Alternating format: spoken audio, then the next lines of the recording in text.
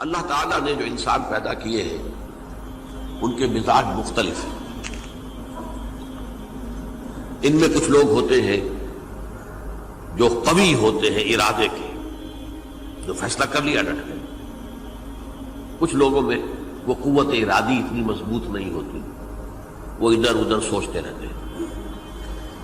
کچھ لوگ جسمانی طور پر بہت توانا ہوتے ہیں، کچھ لوگ جسمانی طور پر پیدائشی طور پر کمزور ہوتے ہیں۔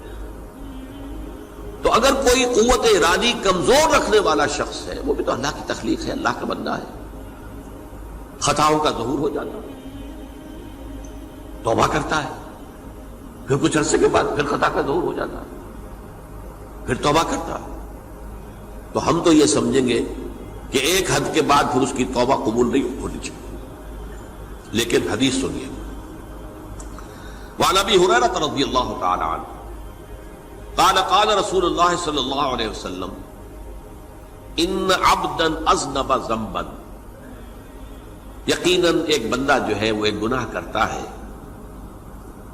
فقال، پھر وہ کہتا ہے رب، اے میرے پروردگار، اذنبت فاغفر لی، مجھ سے گناہ ہو گیا ہے، مجھے معاف فرما دے۔ فقال ربہ، تو پروردگار یہ کہتا ہے اعلم عبدی ان لہ ربا یغفر الذنب ویأخذ بہ، میرا یہ بندہ یہ جانتا ہے کہ اس کا ایک رب ہے جو گناہ معاف بھی کر سکتا ہے اور سزا دے بھی سکتا ہے۔ کیا معنی ہوئے؟ گناہ اس نے کیا ہے لیکن جانتا ہے اللہ کو کہ وہ معاف بھی فرما سکتا ہے، تبھی تو وہ اللہ سے معافی کی درخواست کر رہا ہے۔ اس کے اس جاننے کی بنیاد پر، اس کے اس علم کی بنیاد پر، اس کے اس ایمان کی بنیاد پر فرمایا غفرت لعبدی، میں نے اپنے بندے کو معاف کر دیا۔ ثم مکث ما شاء اللہ، پھر وقت گزرا جتنا کہ اللہ نے چاہا۔ ثم اذنب ذنبا، پھر اس سے گناہ ہو گیا۔ فقال رب اذنبت ذنبا فاغفر، پھر کہتا ہے پروردگار مجھ سے گناہ ہو گیا، پھر مجھے معاف فرما دے۔ فقال ربہ، اللہ فرماتا ہے عالم عبدی ان لہ ربا یغفر الذنب ویأخذ بہ، میرا بندہ ہے نا جو جانتا ہے کہ اس کا ایک رب ہے، ایمان باللہ اس کے اندر ہے، تبھی تو پکار رہا ہے، اور یہ بھی جانتا ہے کہ وہ گناہ معاف بھی کر سکتا ہے اور چاہے تو پکڑ بھی سکتا ہے، سزا بھی دے سکتا ہے۔ تو فرمایا، اللہ تعالیٰ فرماتے ہیں میں نے فرمایا کہ میں نے معاف کر دیا۔ ثم مکث ما شاء اللہ، پھر ایک عرصہ گزرا اس کے بعد، ثم اذنب ذنبا، پھر اس نے گناہ کیا۔ قال رب اذنبت ذنبا آخر، اس نے کہا پروردگار میں نے تو پھر ایک اور گناہ کر دیا، فاغفر لی، مجھے بخش دے۔ فقال اعلم عبدی ان لہ ربا یغفر الذنب ویأخذ بہ، میرا بندہ جانتا ہے نا کہ اس کا ایک رب ہے جسے وہ پکار رہا ہے، کہ وہ جانتا ہے کہ اسے اختیار حاصل ہے کہ چاہے تو بخش دے اور چاہے تو پکڑ لے۔ اس کے اس علم، اس ایمان کی بنیاد پر میں نے اسے معاف کر دیا۔ ایک اور حدیث، میں نے چونکہ اس گفتگو کے لیے ان احادیث پر تفحص کیا ہے، یہ تو بہت ہیں حدیثیں، میں نے ان میں سے کچھ چنی ہیں۔ ہمارے بعض واعظ ناصح وہ بھی کسی شخص کو روکتے رہے، برائیوں سے روکتے رہے، نہیں رکتا، تو کہیں غصے میں آ کے اللہ تجھے کبھی معاف نہیں کرے گا۔ یہ کتنا بڑا جرم ہے، اس کا اندازہ کیجئے اس حدیث سے۔ تم میرے بندے کو میری رحمت سے مایوس کر رہے ہیں، کتنا بڑا جرم ہے، اس کا اندازہ کیجئے۔ یہ مسلم شریف کی روایت ہے، عن جندب، حضرت جندب رضی اللہ تعالی عنہ سے، ان رسول اللہ صلی اللہ علیہ وسلم حدث، کہ اللہ کے رسول صلی اللہ علیہ وسلم نے ایک واقعہ بیان کیا، ان رجلا قال، کہ ایک شخص نے یہ کہا، واللہ لا یغفر اللہ لفلان، کہ خدا کی قسم اللہ تعالیٰ فلاں شخص کو کبھی معاف نہیں کرے گا۔ وَأَنَّ اللَّهَ تَعَالَى قَالَ، اس پر اللہ تعالیٰ نے یہ فرمایا، منزل نزیت اللہ علیہ، یہ کون ہے جو میرے اوپر حکومت کرنے والا آ گیا، جو میری طرف سے حکم لگا رہا کہ میں کبھی معاف نہیں کروں گا؟ منزل نزی، کون ہے وہ شخص؟ الذی اللہ علیہ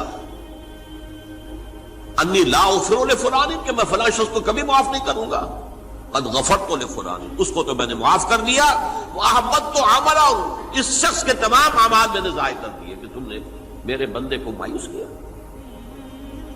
یہ ہے جرم کی انکار۔ تو توبہ کی دعوت دیتے رہو، توبہ کے لیے لوگوں کو آمادہ کرتے رہو، توبہ جو ہے اس کے لیے ترغیب دیتے رہو، اللہ تعالیٰ معاف فرمانے والا۔ اب آخری حدیث سنا رہا ہوں، یہ تو بہت ہی عجیب حدیث ہے اور متفق علیہ، یہ بخاری اور مسلم دونوں میں۔ حضرت ابو سعید الخدری رضی اللہ تعالی عنہ جو ہے وہ اس کے راوی ہیں۔ حضور نے فرمایا کانا فی من کانا قبلکم رجل قتل 99 نفسا، تم سے پہلے جو امت تھی بنی اسرائیل، گویا کہ ان کا ذکر ہے، اس میں ایک آدمی ایسا تھا جس نے 99 قتل کیے تھے۔ اب آپ اندازہ کیجئے کتنا بڑا گناہ کبیرہ ہے قتل۔ قرآن مجید میں آتا ہے وَكَأَنَّمَا قَتَلَ النَّاسَ جَمِيعًا، اگر ایک انسان کو بھی ناحق قتل کر دیا گیا تو یہ ایسے ہی ہے گویا کہ اس نے پوری نوع انسانی کو قتل کر دیا، اس نے 99 قتل کیے۔ فَهَلْ لَهُ مِن تَوْبَةٍ، پھر اس کے بعد یہ ہوا کہ اس کے اندر توبہ کا جذبہ پیدا ہوا۔ فَسَأَلَ عَنْ أَعْلَمِ أَهْلِ الْأَرْضِ، تو اس نے پھر سوال کیا، لوگوں سے پوچھا کہ زمین میں رہنے والوں میں کون سب سے بڑا عالم ہے؟ فَدُلَّ عَلَى رَاهِبٍ، تو اسے بتایا گیا فلاں راہب فلاں جگہ پر ہے، وہ بہت نیک ہے، بڑا عالم ہے۔ فَأَتَاهُ، وہ اس کے پاس آیا، فَقَالَ أَنَّهُ قَتَلَ 99 نَفْسًا فَهَلْ لَهُ مِن تَوْبَةٍ، انہوں نے کہا دیکھیے راہب صاحب، میں نے 99 انسان قتل کیے، اب مجھے یہ بتائیے کہ میرے لیے توبہ کا کوئی امکان ہے؟ فَقَالَ لَا، انہوں نے کہا نہیں۔ فَقَتَلَهُ، اس نے اس کو بھی قتل کر دیا۔ فَكَمَّلَ بِهِ 100، اپنی سینچری مکمل کر لی، مطلب 99 کے بعد ایک کی کسر تھی، اس کو بھی قتل کیا، 100 پورے کر لیا۔ ثُمَّ سَأَلَ عَنْ عَالِمِ أَهْلِ الْأَرْضِ، پھر اس نے پوچھا کوئی اور کوئی بڑے عالم انسان ہو۔ فَدُلَّ عَلَى رَجُلٍ عَالِمٍ، پھر اس کی رہنمائی کی گئی ایک بڑے عالم شخص کی طرف۔ فَقَالَ إِنَّهُ قَتَلَ 100 نَفْسٍ، تو اس نے وہاں جا کر کہا کہ میں 100 انسان ہلاک کر چکا ہوں، قتل کر چکا ہوں۔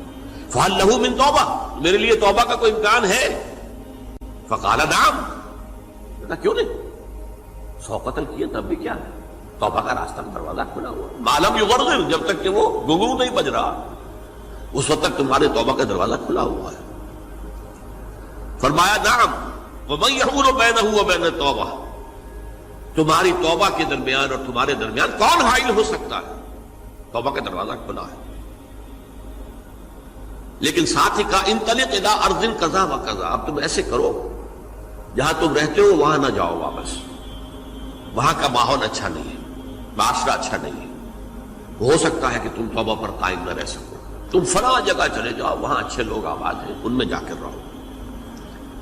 فإن بها اناس یعبدون اللہ تعالی، وہاں ایسے لوگ آباد ہیں جو اللہ کی بندگی کرتے ہیں۔ فاعبد اللہ معہم، تو تم ان کے ساتھ مل کر اللہ کی بندگی اور پرستش کرو۔ ولا ترجع الی ارضک، اپنی زمین کی طرف اپنے وطن میں واپس مت جاؤ۔ فإنها ارض سوء، وہ بری جگہ ہے۔ فانطلقا، تو وہ چل پڑا، ہجرت کر رہا ہے، اس جگہ جا رہا ہے جہاں کا راہب نے بتایا تھا۔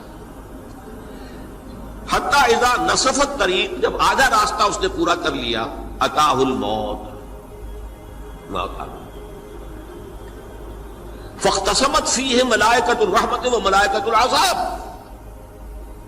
اب وہ جہنم کے فرشتے بھی آ گئے اس کی جان قبض کرنے کو، اور جنت کے بھی آ گئے۔ فقالت ملائکۃ الرحمہ، رحمت والے جو فرشتے ہیں جنت والے، انہوں نے کہا جا تائبا مقبلا بقلبہ للہ تعالی، یہ شخص توبہ کر کے اللہ تعالیٰ کی طرف ہجرت کر رہا تھا، اس لیے اس کی نیت کی بنیاد پر اب یہ جنتی ہے، لہذا اس کی روح ہم قبض کریں۔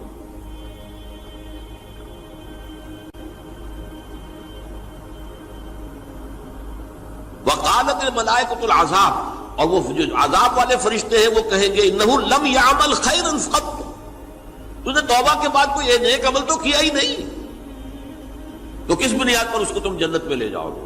اس کو تو دوزخ میں جانا چاہیے۔ فاتاہ ملک فی صورت آدمی، تو ان کے پاس اللہ نے ایک اور فرشتے کو بھیج دیا آدمی انسانی شکل کے اندر، فجعلوہ بینہم، تو ان فرشتوں نے کہا بھائی ہمارا فیصلہ کرا دو، اس کی روح ہم لینا چاہتے ہیں یا ہم لینا چاہتے ہیں، انہیں حکم بنا دیا۔ فقال قیسوا ما بین الارضین فإلی ایتہما کان اقرب، کہ تم فاصلہ ناپ لو جہاں سے وہ چلا ہے اور جہاں جا رہا تھا اور یہاں اس کی موت ہو رہی ہے، تو کون سا فاصلہ زیادہ ہے؟ جب ناپا گیا، بلکہ ایک حدیث میں آتا ہے کہ اس پر اللہ نے زمین کو جو ہے حکم دے دیا، ایک طرف والی زمین تو سکڑ جا، دوسری والی جو ہے تو پھیل جا، تاکہ وہ جو جدھر جو جا رہا تھا وہ زیادہ قریب ہو جائے بنسبت اس کے کہ جہاں سے وہ چلا تھا۔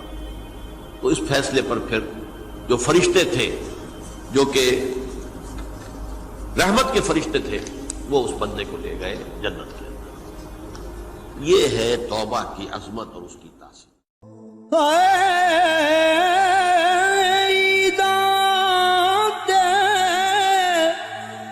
شب رات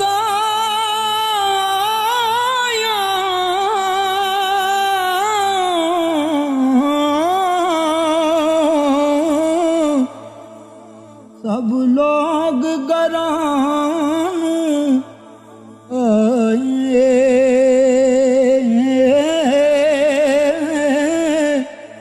او نہیں آئے او پرت محمد